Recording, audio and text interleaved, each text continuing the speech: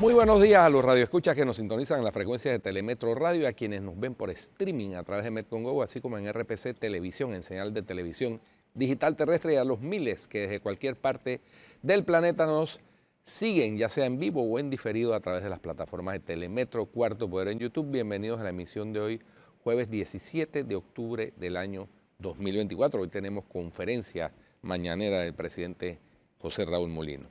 En materia internacional, la Arquidiócesis de Los Ángeles acordó pagar 880 millones de dólares a las víctimas de abusos sexuales por parte del clero que se remontan a décadas atrás, en lo que un abogado dijo que era el mayor acuerdo individual de abuso sexual infantil con una arquidiócesis católica, según se anunció ayer miércoles. Tras el anuncio del acuerdo de principio, el arzobispo José Gómez dijo en un comunicado: "Lamento cada uno de estos incidentes desde el fondo de mi corazón. Mi esperanza es que este acuerdo proporcione alguna medida de sanación por lo que estos hombres y mujeres han sufrido", añadió el arzobispo. "Creo que hemos llegado a una resolución de estas demandas que proporcionará una compensación justa a los sobrevivientes víctimas de estos abusos del pasado". Los abogados de 1.353 personas que alegan haber sufrido horribles abusos a manos de sacerdotes católicos locales alcanzaron el acuerdo tras meses de negociaciones. El acuerdo pone fin a un cuarto de siglo, 25 años, de litigios contra la arquidiócesis más poblada de los Estados Unidos. Por otra parte, el ministro polaco Donald Tusk ha anunciado la implementación del Escudo del Este, un plan de fortificaciones militares a lo largo de la frontera oriental de Polonia con Bielorrusia y el enclave ruso de Kaliningrado. Esta medida busca proteger a Polonia de amenazas rusas y reforzar el control fronterizo, especialmente ante lo que describe como guerra híbrida mediante migración ilegal impulsada por Moscú y Minsk desde el año 2021. Además, Tusk ha impulsado una nueva política migratoria restrictiva que podría incluir la suspensión temporal del derecho de asilo, decisión que resonará en el próximo Consejo Europeo. El Escudo del Este, que tendrá un costo de 2.250 millones de euros y estará operativo en 2028, contará con apoyo británico y estadounidense y se enmarca en una colaboración estratégica con los países bálticos y Finlandia. Y por último, miles de estudiantes se manifestaron ayer en distintos puntos de Argentina en reclamo de mayor presupuesto para las universidades públicas tras el reciente veto del presidente Javier Milei a una norma que había sido aprobada con esa finalidad. Una de las principales movilizaciones tuvo lugar en la ciudad de Buenos Aires, donde marcharon hacia la Secretaría de Educación de Argentina en lo que llamaron la Marcha de las Velas. La protesta fue convocada por distintos colectivos estudiantiles bajo la consigna de Todos Unidos por aumento de salarios y presupuesto, y llamaba a defender juntos la universidad pública. Portando velas y carteles, las personas asistentes marcharon por una de las arterias principales de la ciudad que fue bloqueada. Las protestas del miércoles se extendieron a numerosas provincias argentinas y se producen en un contexto de creciente profundización de la lucha estudiantil tras la toma de más de 60 facultades en reclamo al reciente veto de Milei a la ley de financiación universitaria. Eso lo más destacado que está sucediendo en el planeta, mi querida Flor Marí Misrachi Ángel. Bueno, estamos viendo cosas interesantes, sin duda. Sigue la expectativa por lo que vaya a suceder con el presupuesto nacional. Ya sabemos que subió 10 millones para la Asamblea. 10 millones para la Asamblea y están inconformes. Hoy hay varios medios que han confirmado la información que les di ayer, ¿no? Así que, de que la Asamblea, la presidenta de la Asamblea ha planteado que por menos de 130 millones de dólares no estará conforme. Y a mí me preocupa eso, Flor, porque esa asamblea puede funcionar con menos. Ha funcionado con menos. 50. Ha funcionado con 49 millones de dólares en el pasado y ha funcionado perfectamente.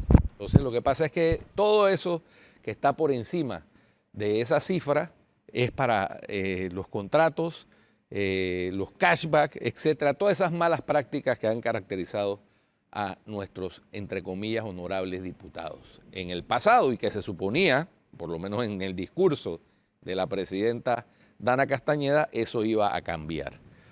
Entonces... que hay recortes en subsidios, hay recortes en planilla, hay cambios en las inversiones, en el presupuesto de inversiones del MIBI y del MOP,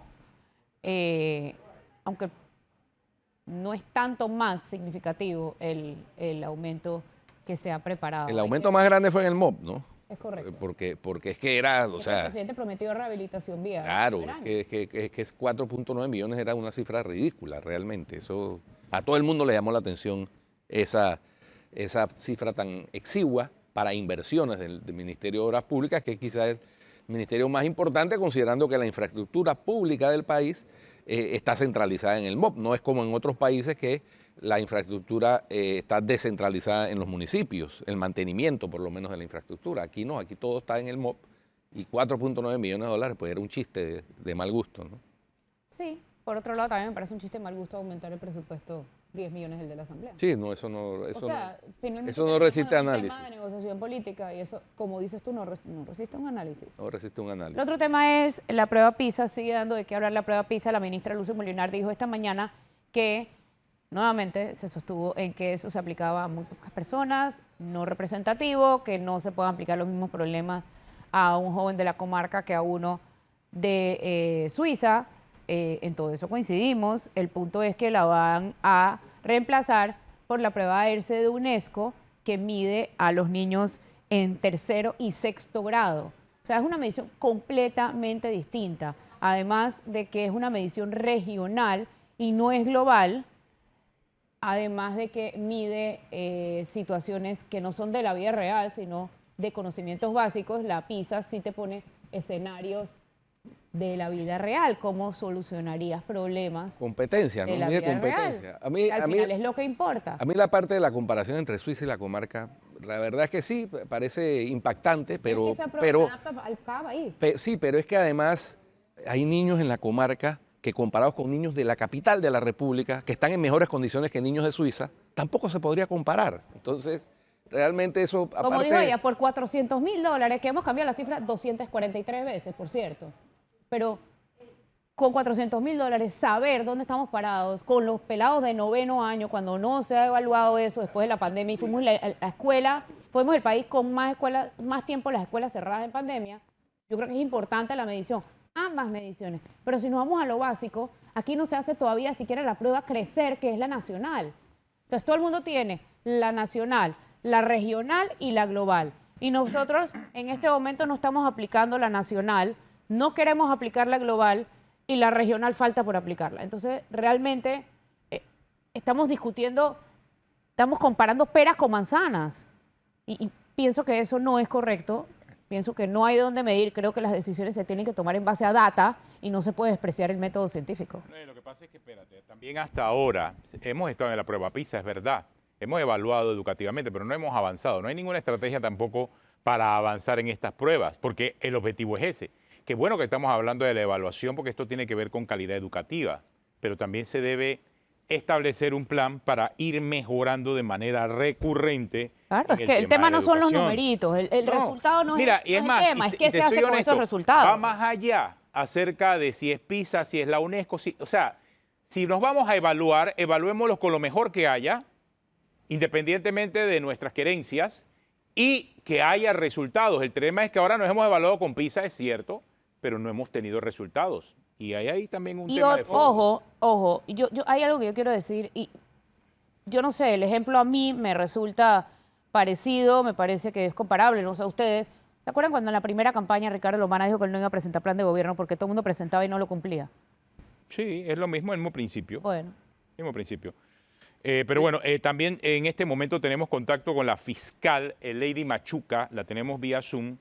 Ella es fiscal del Ministerio Público sobre esta ley de ciberdelitos. Ayer estábamos hablando que había trazas de inconstitucionalidad en uno de los artículos de esta ley tal como fue aprobada en la Asamblea y nos referimos específicamente, fiscal, no sé si nos escucha, buenos días. al artículo Sí, 338C. En esta ley de ciberdelito que se aprobó en la Asamblea en tercer debate, dice que el Ministerio Público podrá ordenar a una persona natural o jurídica que suministre datos informáticos que obren en su poder o bajo su control, almacenados en un sistema informático o en un proveedor que ofrezca sus servicios en el territorio nacional, que suministre los datos que una vez se obtengan, se puedan entonces de forma posterior presentar al juez de garantía. Explíquenos un poco eso porque tenemos aquí la duda en el programa acerca de si esto viola o no viola la Constitución. Específicamente hablamos del artículo 29 de la Constitución. Buenos días, fiscal. Sí, buenos días. ¿Me escuchan bien? Clarito, le escuchamos, sí. Sí, bueno, sí. Ante todo, sí quisiera pues hacer una pequeña introducción y decir que este proyecto de reforma integral que establece pues el proyecto de ley 61 no solamente incorpora nuevos delitos, sino también que establece normas procesales y normas de cooperación internacional. En materia de delitos, y como ya lo he explicado en otros foros, no solamente se incorpora el tema de la violencia sexual digital, sino también el acoso de menores en línea, el sabotaje informático, la interceptación ilícita de datos informáticos, agrava las penas en materia de la posesión de material de abuso sexual infantil, en fin, una gama de delitos. Es importante pues también tener en cuenta eso. En cuanto a las normas procesales, al igual que las normas sustantivas, todas están inspiradas o son un desarrollo del Convenio de Budapest, que es ley de la República, es la ley 79 de 2013. Es decir, que nosotros no improvisamos ninguna norma, sino que desarrollamos un compromiso adquirido por el país a través de ese Convenio de Budapest. Y usted, pues, de manera especial puede examinar el artículo 18 del convenio y va a ver que, pues, la norma a la que usted hace alusión es una reproducción de ese artículo 18 del Convenio de Budapest. También es importante manifestar que actualmente ya el Ministerio Público, dentro del Código Procesal Penal, tiene facultades para la obtención de datos informáticos y hay una serie de normas que de manera general nos facultan para obtener esa información. En principio, pues el artículo 75 dice que cualquier persona natural o jurídica tiene el deber de atender los requerimientos del Ministerio Público. El artículo 418 del Código Procesal Penal en materia de investigaciones nos permite pedir informes sobre cualquier dato obrante en poder de una persona natural o jurídica. La ley 51 de 2009 en materia de telecomunicaciones nos permite pedir a los proveedores de servicio información relativa a esa persona que ha contratado el servicio de telecomunicación, datos relativos al abonado, datos de tráfico. Es decir, lo que quiero transmitirle es que ya dentro del Código Procesal Penal existen las herramientas para que el fiscal pueda obtener esta información. Sí, Además fiscal. de eso, el mismo Código Procesal Penal establece controles, control previo y control posterior del juez de garantías. Entonces, dependiendo la naturaleza de la información que nosotros vamos a tener que aplicar un control previo o un control posterior. En el caso específico, ¿sí? Sí, fiscal, el cuestionamiento surge específicamente porque si bien todo lo que usted está diciendo es así, surge porque se hace una diferenciación en el artículo 338C. Dice que el Ministerio Público podrá ordenar a una persona natural o jurídica que suministre datos informáticos que obren en su poder o bajo su control, almacenados en un sistema informático o en un dispositivo de almacenamiento informático, sin hacer la distinción de si esos datos incluyen correspondencia. Esa es la preocupación que surge, porque el artículo 310, si bien el artículo 310 establece que se requiere control judicial previo para la correspondencia contenida en dispositivos informáticos, este artículo es posterior. Y usted sabe bien que la interpretación hermenéutica es que cuando hay contradicción entre una norma de un mismo cuerpo legal, se prefiere la aplicación del posterior. Entonces, de ahí es que surge la preocupación. No, no hay ningún tipo de contradicción, porque precisamente el Código Procesal Penal establece una diferenciación o una enumeración de los actos de investigación que requieren un control previo y los actos de investigación que requieren un control posterior. Definitivamente, pues tomando en cuenta lo establecido en el artículo 29 de la Constitución, ya el artículo 310 del Código Procesal Penal llama al fiscal a que al momento de que, por ejemplo, quiera obtener datos relativos a su correspondencia, datos relativos a documentos privados, va a tener que pedir un control previo al juez de garantías. En relación al artículo 338C, lo que quiso fue especificar esas facultades generales que ya tiene el fiscal y que el convenio de Budapest lo que dice es que el Ministerio Público o los ministerios públicos deben de tener en su legislación facultades que diferencien esa facultad general y que se refieran a la evidencia digital. Y si usted observa esa norma, de manera específica establece esa facultad de pedir información a personas naturales o jurídicas o información a proveedores relativa a los abonados. ¿Qué son datos de abonado? Los datos de abonado son los datos relativos al titular de ese servicio, al tipo de servicio que se está prestando, a la forma en que se presta el servicio, al correo vinculado a ese servicio. Entonces son datos generales en relación a ese servicio que está prestando un proveedor.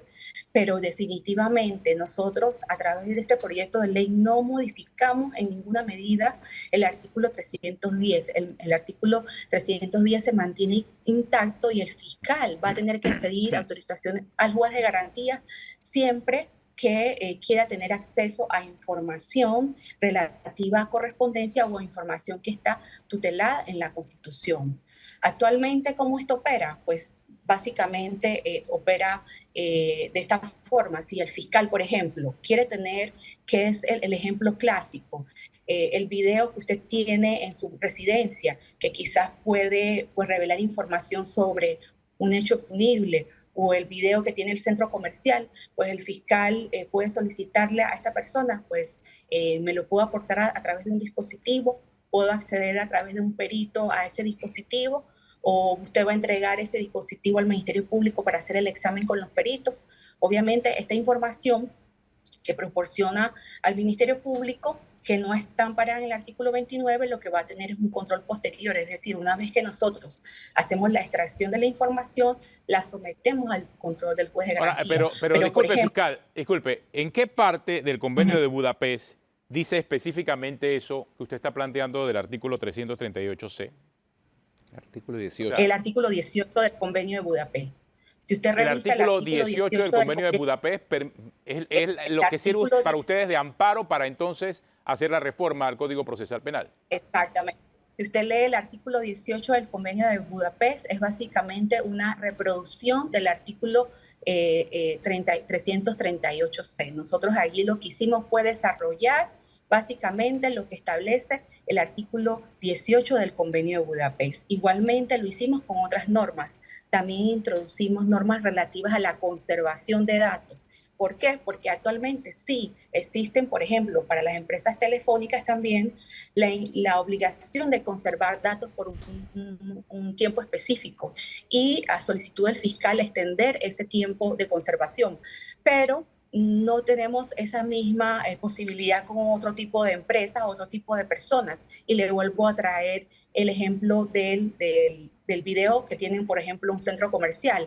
Pues allí, en muchas oportunidades, el fiscal no puede incautar esa información directamente en el momento, pero requiere esa información en el marco de la investigación. Entonces, el fiscal puede, en este caso, solicitarle a esa empresa que conserve la información mientras se da el acto de poder, ya sea que la proporcione al Ministerio Público o que el Ministerio Público pueda acceder a través de un perito a esa información. ¿Por qué? Porque se trata de evidencia digital que puede borrarse con un clic. Entonces, básicamente, lo que plantea el convenio de Budapest es No, y entiendo lo del convenio de Budapest, entiendo el interés de la ley de ciberdelitos, pero está el artículo 29 de la Constitución que dice claramente que la correspondencia y demás documentos privados son inviolables y no pueden ser examinados ni retenidos, sino por mandato de autoridad competente. O sea, ahí hay un conflicto. Independientemente del acuerdo, podemos haber firmado el convenio de Budapest, podemos tener una ley, pero la Constitución va primero. No, exactamente. Y ya eso está regulado en el Código Procesal Penal, el artículo 310. Si usted se va al artículo 32 del proyecto de ley 61, no hay ninguna norma que reforme el artículo 310. El artículo 310 se mantiene intacto y es igual que todos los actos de investigación que requieren un control previo. Por ejemplo, cuando yo voy a hacer un allanamiento, tengo que ir a los actos de investigación y buscar. ¿El allanamiento requiere un control previo? Sí, requiere un control previo y está enumerado. Voy al juez de garantía. ¿La interceptación de telecomunicaciones requiere un control previo? En efecto, requiere un control previo y yo tengo que ir al juez de garantía. Es decir, ya nuestra legislación enumeró cuáles son las normas o la información o los actos de investigación que están amparados y que requieren un control previo por parte del juez de garantías. Por lo tanto, eso no va a variar con el proyecto de ley 61. El proyecto de ley 61 no modificó eso. Bueno. Lo que hizo fue abrir un capítulo especial de evidencia digital donde nosotros de manera específica hacemos referencia a esas herramientas que tiene el fiscal para poder acceder a esa evidencia digital. Tomando en cuenta, por ejemplo, actualmente hay empresas que existen en Panamá, pues no son pues, de conocimiento de la ciudadanía en general, que alojan información de otras empresas. Es decir, que brindan un espacio físico en su servidor para alojar información de empresas con el fin de garantizar de que la página web, ya sea de una tienda virtual, pueda funcionar adecuadamente. Bueno, gracias. Cuando se dan fraudes electrónicos a nivel de estas empresas, pues también nosotros podemos acceder a esta información. Bueno, gracias, fiscal. La fiscal del Ministerio Público, Lady Machuca, explicándonos los argumentos detrás de esta ley. Independientemente de eso, creo que hay mucha tela que cortar en ese camino.